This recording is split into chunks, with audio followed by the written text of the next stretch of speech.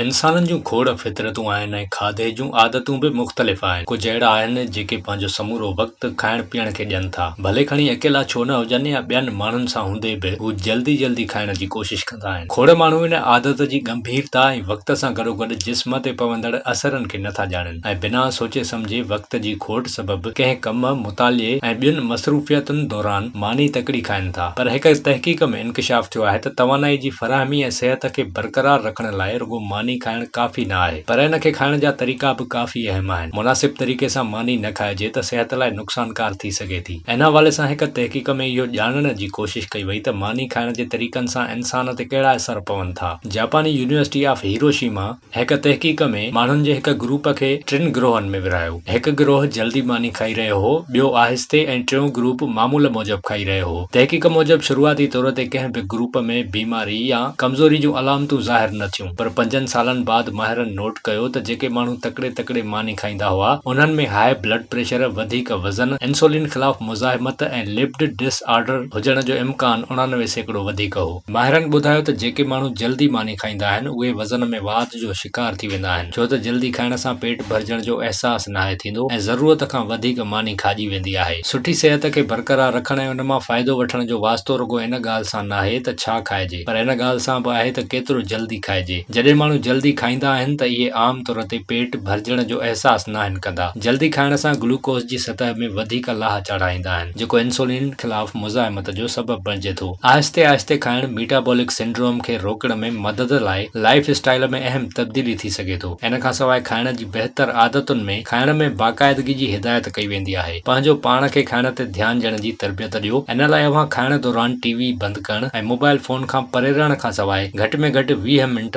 खाइण लाइ छॾियो। मानी खाइण वक़्तु नंढा गिरह करे सुठे नमूने चॿारे खाइण घुर्जे।